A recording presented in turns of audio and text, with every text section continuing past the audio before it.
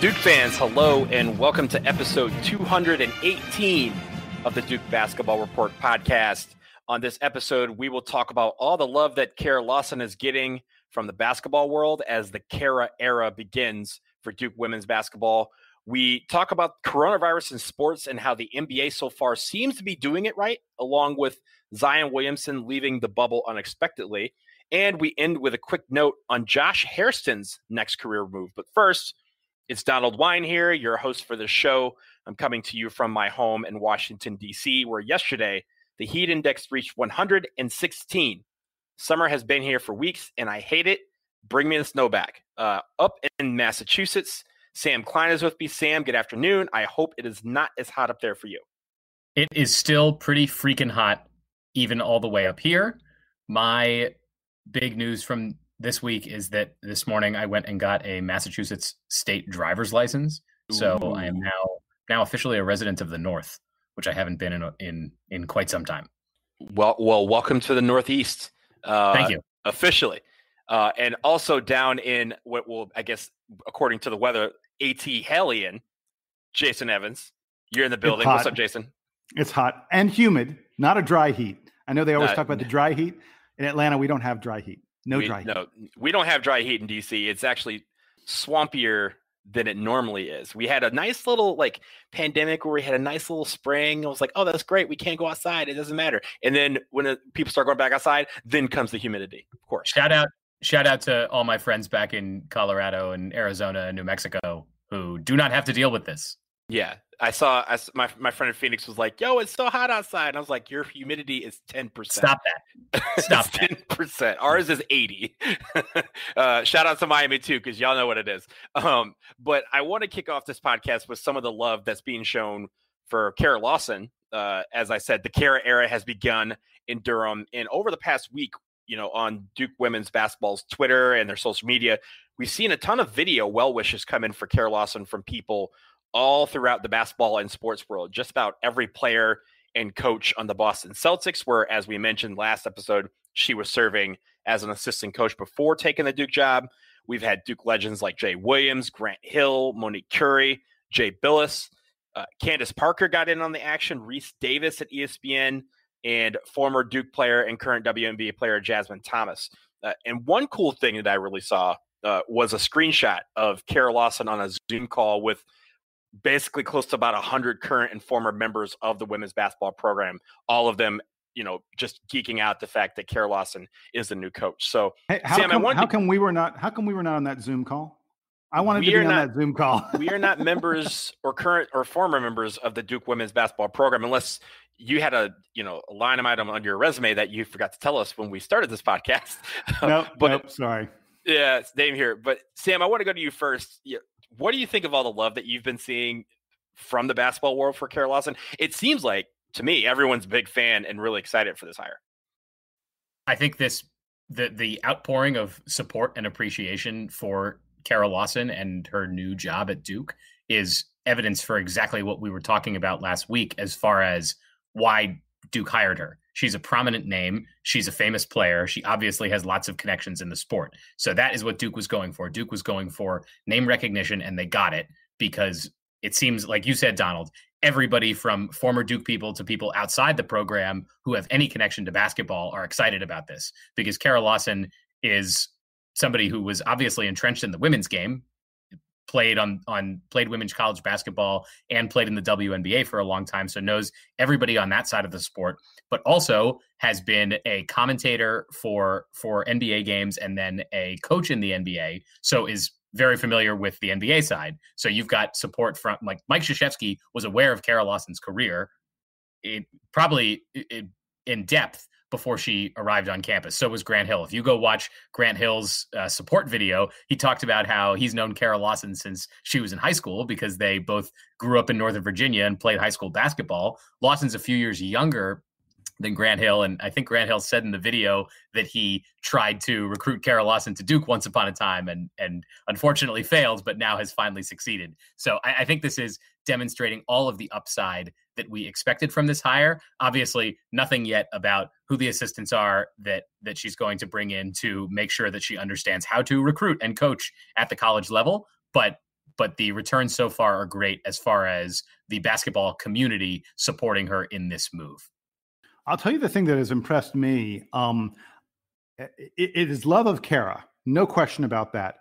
But I've been amazed at the number of people who are reaching out to this as Duke women's basketball, and by that I mean the number of Duke women's basketball T-shirts on these videos is really impressive. I mean, first of all, it sort of started with the entire Boston Celtics team and like trainers and coaches, everybody associated with the Boston Celtics got together. I think it was on Kara Lawson's last day with the team, and they all are wearing Duke women's basketball including T-shirts. Including Brad Stevens is the head coach of the team, and Gordon Hayward is one of the star players on the team who both lost to Duke in the national championship in 2010. Yes, they did. Kemba Walker and Jimmy Ojale. All these guys are all wearing Duke. Like Brad Stevens is wearing a Duke T-shirt, and Gordon Hayward is wearing a Duke T-shirt. It is like Gordon Hayward might win an NBA championship at some point. The Celtics are very good. He's really good. I assume he'll still be good for a few more years. But the highlight so far of his basketball career is having his season ended by Duke at the buzzer in the national championship. And he's wearing a Duke basketball T-shirt. Yeah, and look, it goes on. Like Enes Kanter has a podcast, and he's wearing this Duke shirt on the entire podcast. People who have no connection to Duke whatsoever. Keep in mind, where did Enes Kanter go to school? Kentucky, but he never played for them. Never played for him, but he went there.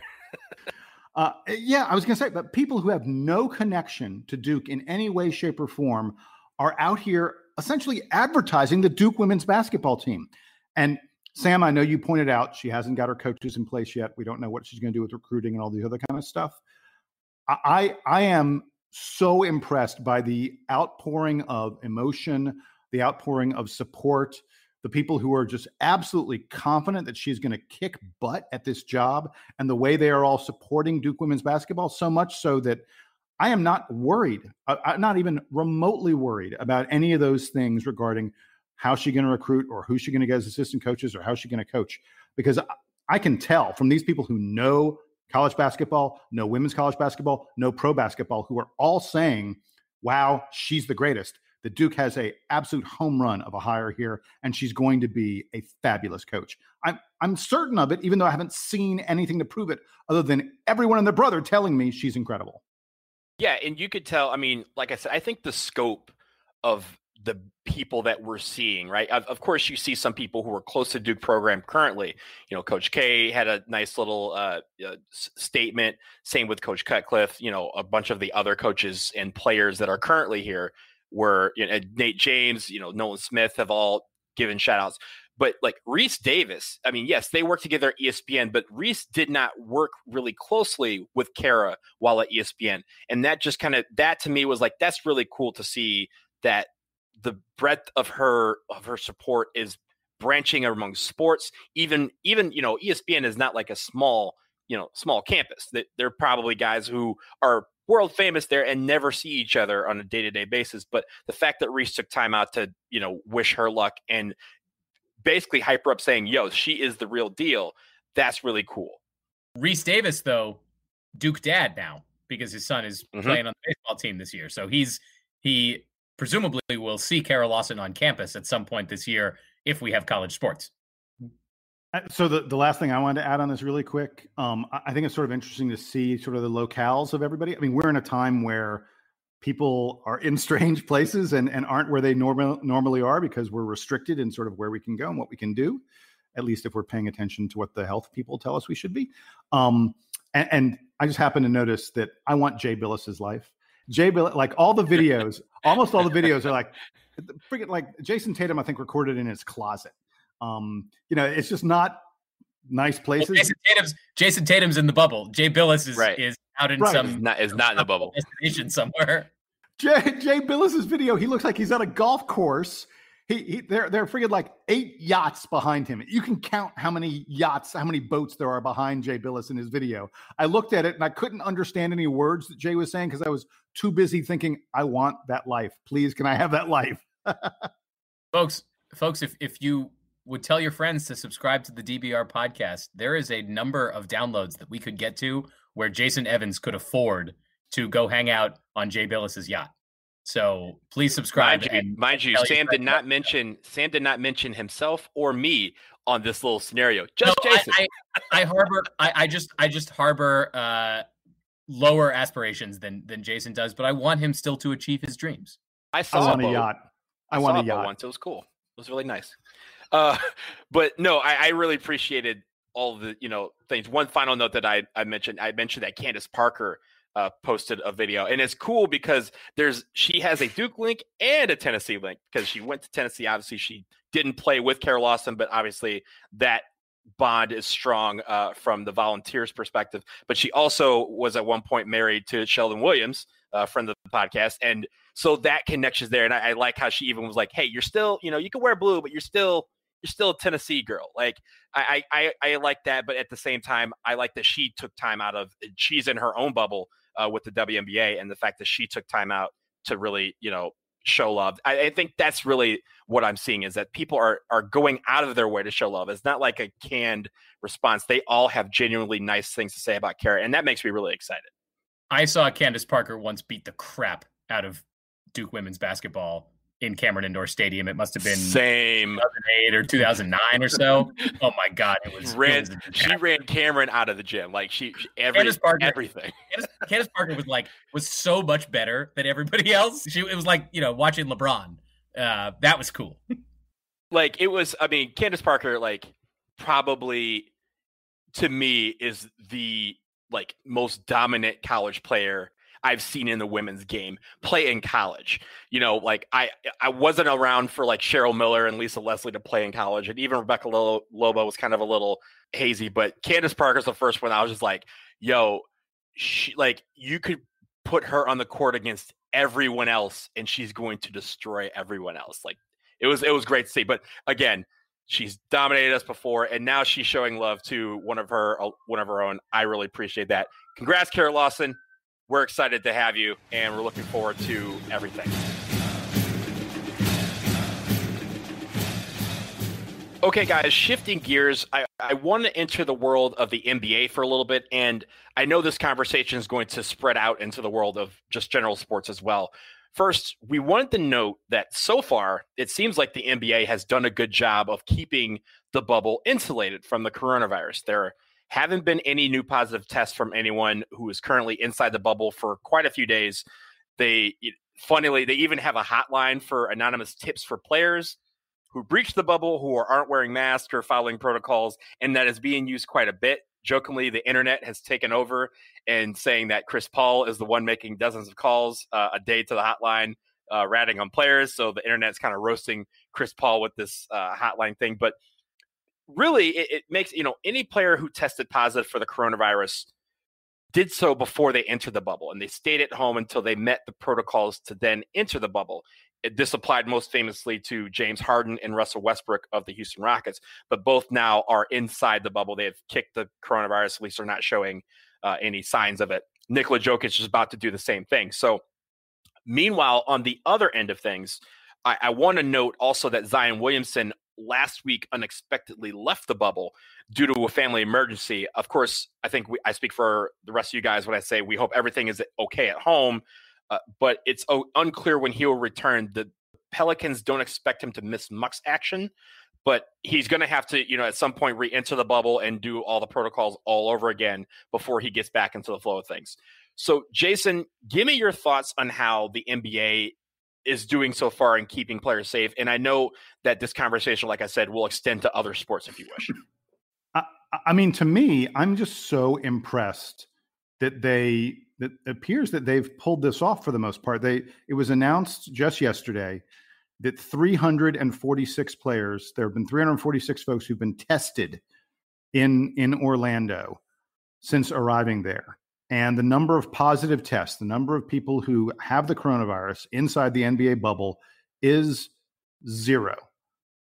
That's amazing. When you think about Orlando in the middle of Florida, where Florida's hitting, well over most days over 10,000 tests, 10,000 positive cases a day, for them to be doing this in Orlando is it's a great sign of, if you're willing to put some money and some dedication into it, and you incentivize people with the right kind of paycheck, they can make it happen. I think it is proof that we are almost certainly going to get sports happening again in the very, very near future. And it's something that all of us have longed for so much. Now, at the same time, there ain't no way this compares to what it would take to get college sports happening. There is no bubble for college football or college basketball or other college sports. And while I'm thrilled that the NBA is pulling it off, I don't see how you pull it off for college. So I'm going to have to live with, the only basketball I'm going to get is NBA basketball, I think, which, by the way, NBA TV is going to start televising the scrimmages. The scrimmages start this week. I think they start like tomorrow, Wednesday. It'll be real interesting just to see sort of what shape people are in and things like that. And I just hope Zion gets back in time to really help his team. They only have 8 games. He's going to have 8 games to get them in the playoffs. I think he can do it, but I'm just thrilled that they've been able to pull this off in a safe kind of way. It looks like the players are having fun. There are a lot of guys out going fishing and stuff like that and playing golf. They're having a great time there in the bubble. We talked about Jay Billis earlier. I wouldn't mind being an NBA player. I wouldn't mind. I could live with that life. Jason, you mentioned the fact that they're doing like excursions, safe excursions that have been pre-approved, like fishing and stuff like that. The best thing on NBA Twitter so far has been pictures of NBA players holding fish that they caught, and people going, every one of these fish might actually be like 2 or 3 feet long. Really big fish for a normal human being, but because they're in the hands of an NBA player, they look tiny as hell. Like you see Boban Marjanovic holding a fish that probably is 2 feet long, and it just looks like a piece of sushi in his hand, which is really funny to watch. But Sam, give me your thoughts. What are you seeing from the bubble, and what do you think is working that it's not working for everything else? I mean, they took it really seriously. We talked about this when they announced it, that they were going to actually have everybody quarantine. You were reading about how players were actually locked in their rooms. The reporters that are allowed on site were locked in their rooms, I think, for a week while they were going through testing. So they gave themselves a long runway. They got the positive tests out of the way so that they could quarantine those people. And they've waited long enough that now they're in a situation where they, as you said, they have no positive tests, and hopefully they keep it going. That's the hard part, is that we're only in, call it late July now. The season is supposed to take, I think, into September for them. Early October would be Game 7. Early October to pull this off. So they have to keep this up. It's not like we got to no cases, so great, we did it. They have to maintain this, and they're going to have to maintain the stability of their food supply and all the other folks who are working in the bubble, because there's obviously a lot of support staff that they need to get the games on and televised and everybody healthy. But I think it's working because they're paying enough attention to it, and so that's all great to see. And as Jason pointed out, it really shouldn't be.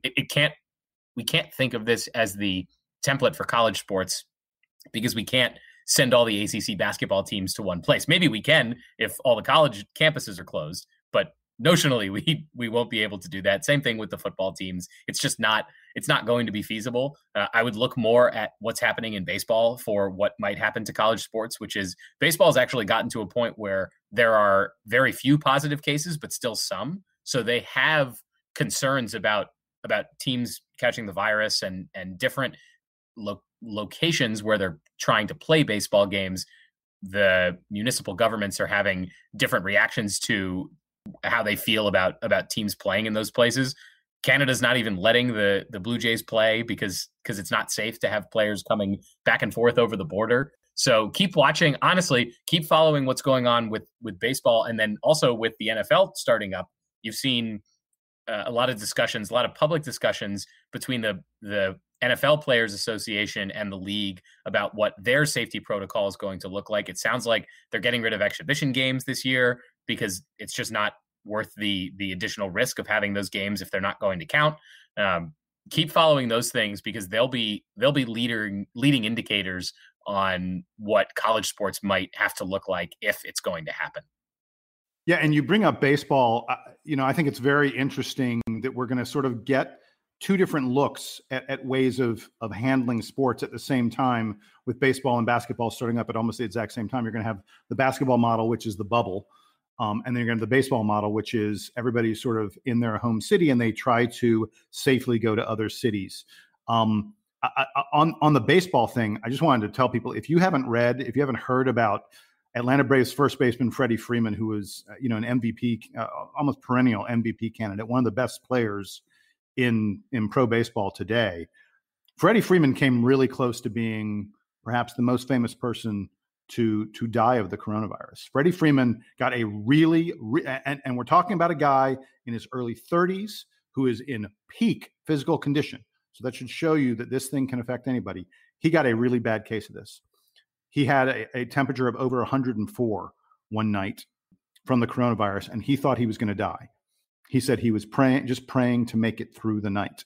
And he's now made it through and he has recovered. He doesn't know if he hopes there's no lasting damage, to his lungs, to his heart, to his other internal organs and the such. But he said it was truly terrifying. And by the way, it was after that he spoke to Atlanta Braves right fielder Nick Markakis, told Nick about what this was like. And Markakis said, yeah, I'm not playing baseball this year. I'm not going to risk it. This is far too serious. This is a potential killer. But I think it's, like I said, I think it's really cool and interesting that we're going to get sort of two different ways of dealing with this literally happening at the same time. I hope both of them work, because it would mean that maybe all of us as a society can start doing things safely if we're smart about it. If you want some general hope about how this is all going, the Washington Nationals, my home team, my favorite baseball team, announced that Anthony Fauci's throwing out the first pitch next week at opening day. So if Dr. Fauci says that it's okay to be having baseball games and having him out throwing the first pitch, then maybe we're in good shape. That's going to be Thursday here. But right. They're not sure if they're going to be doing it here, because as of right now, DC has not allowed them to play games at Nationals Park. They could be playing down in Fredericksburg at the new Fred Nats Stadium that just opened there in the offseason. But one thing about the Braves, you mentioned Nick Markakis hearing about Freddie Freeman's story and saying, I'm not going to play. They were about to sign, as kind of a pseudo replacement for him, they were going to sign Yasiel Puig, and then Puig contracted the virus. So now he is not going to be on the Braves. He's not going to play baseball this year because he tested positive about a week ago. So the Braves are kind of getting hit in all directions by this.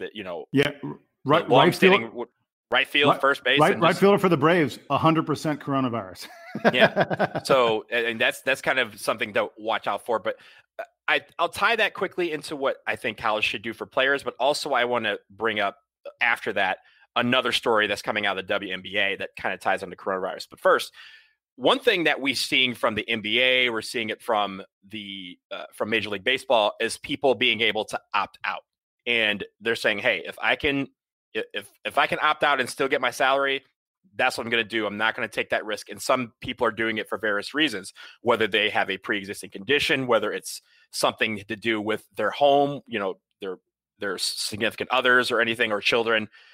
They are opting out. And I think what college needs to consider is that even if they do play, because some of these conferences are hell-bent on still trying to figure out a way to play, there are going to be players who don't want to do that. And I think it would be the right thing to do for the NCAA to say, if you want to opt out of this season, as truncated as it may be, you don't lose a year of eligibility. You get that year back. I think that's the right thing to do. It makes sense. You're telling kids, risk your health, risk your safety to play a game for us, for our entertainment and for our dollars. And I think, they don't have the luxury of saying, well, I'm already going to get paid, let me back up. Some of these guys may say, hey, I don't want to go to school. I don't want to be on campus. I don't want to endanger the safety of myself, put my future playing days at risk, because we haven't found out the long-term ramifications of the coronavirus and what it does on the body, especially for someone in peak physical condition to be a superior athlete. So I think that would be the right thing to do. Is if NCAA is listening, you should absolutely be allowing players in any sport who say, I don't want to deal with this burden, to be able to opt out of a season and get that year of eligibility back. But one note that I will make going to the WNBA. They start this weekend. They start a week before the NBA does.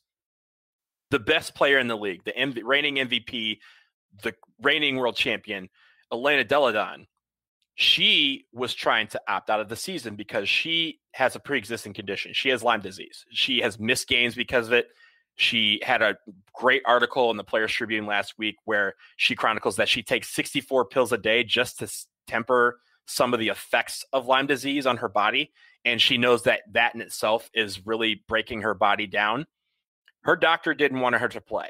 Her doctor said, this is not safe for you to go down to Bradenton, where their bubble is, and play basketball in that bubble environment. And so she went to the WNBA, which basically said, if you have a pre-existing condition and you wish to appeal to say, wish to sit out the season, we can grant an exemption by appearing before this panel.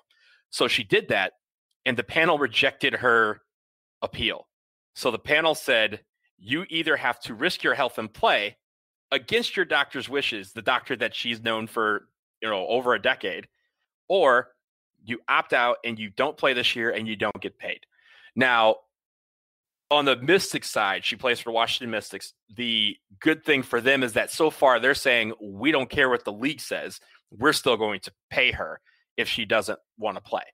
But I don't know in this single entity thing whether the league can step in and say, no, you really can't.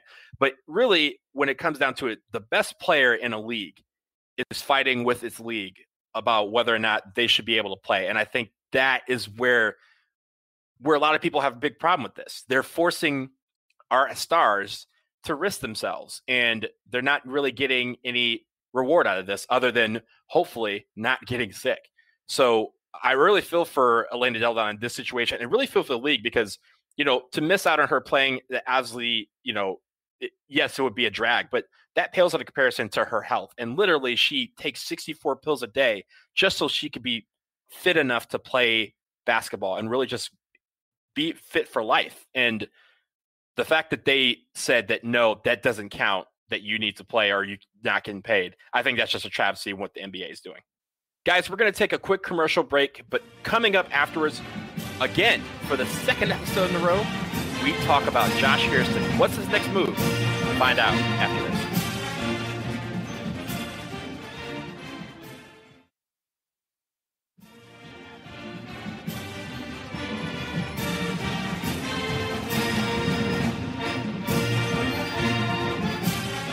Okay, guys, we're back, and the last thing we want to discuss on this episode, as I mentioned before the break, is Josh Hairston. For the second episode in a row, it turns out that we are going to have him as part of our segment. Right now, we thought he was playing basketball overseas, and he had made a short pro stint overseas.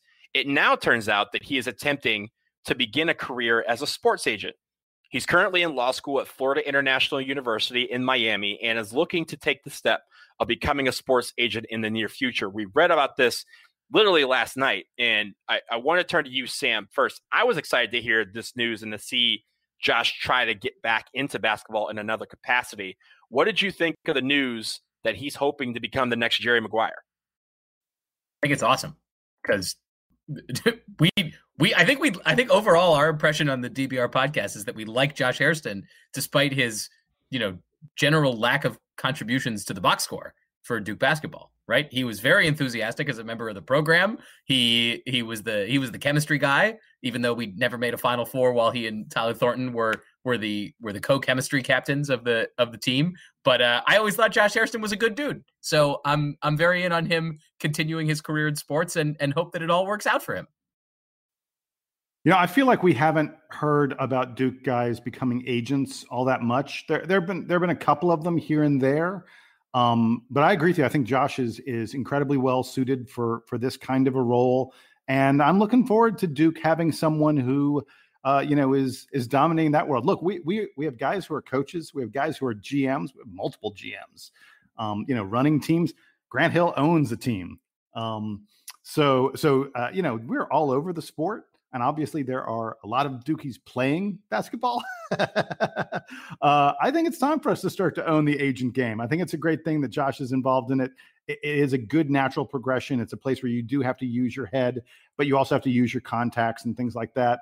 The fact that he's played a little bit overseas. People, when you hear about agents, everyone thinks of, can you land lottery picks and stuff like that? There is a very lucrative, very important business to be done representing Americans who play overseas. Josh Hairston is going to relate to those guys really well. He knows what it's like. So this is a great move for him. And like I say, I'm just glad there's a Dookie who is who's moving in that arena.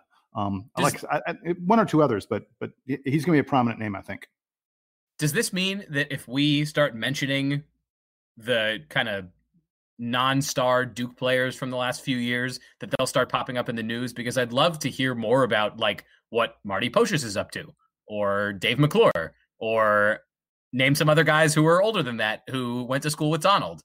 I love this kind of stuff. Well, McClure is an assistant coach in the NBA. He's like a players or operations guy in the NBA. So he's up there. But yeah, so I mean, we have guys everywhere. Like Jason said, we have guys in really, really different places in the game of basketball. And I think having someone in the arena of the other side who's going to be negotiating contracts, I think is going to be an obvious thing for Josh to do.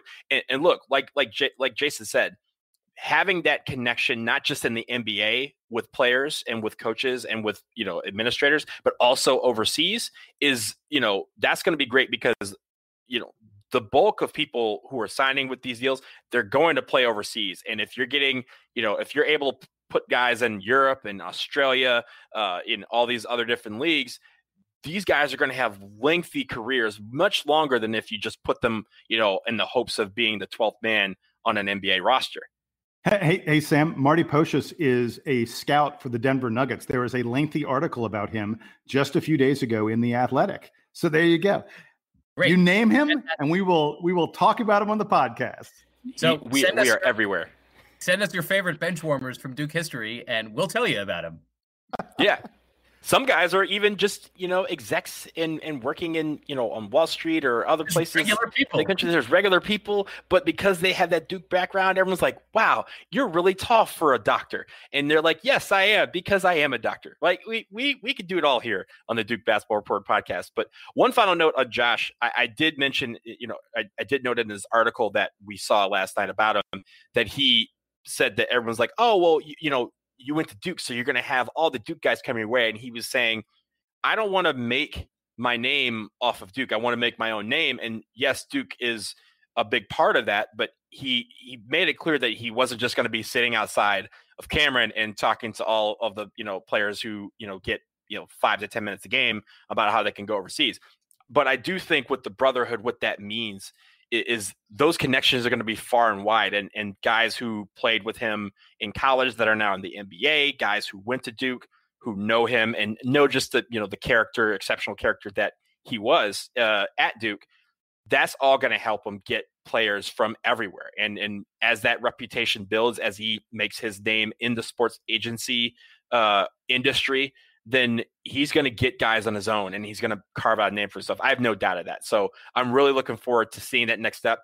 I would have told him not to go to law school. That's just me. As someone who went to law school, I would have, my first step when someone asked me what to expect from law school, I tell them not to go. It's a big joke. But I will say going to FIU is a great school. We dealt a lot with them when I was at the University of Miami cross town. And he's in the finest of hands when it comes to learning the knowledge that he's going to need to carry on as a sports agent. And that's going to do it here for us on episode 218 of the Duke Basketball Report podcast. Listen, a teaser for the next episode. We are aware of the news that Jack White signed a pro contract with Melbourne United of the National Basketball League in his native Australia. We're thrilled for him, and Jason was able to be a part of the teleconference Jack White had about taking the first step in his pro career. We are going to break down that press conference on the next show, so look for that later on this week. But until then, for Jason Evans in Atlanta and Sam Klein in Massachusetts, official resident, I am Donald Wine, trying to keep cool here in Washington, D.C. Take it easy, everyone. Keep those masks on, keep social distancing, and as you let the beautiful melody of the Duke band take us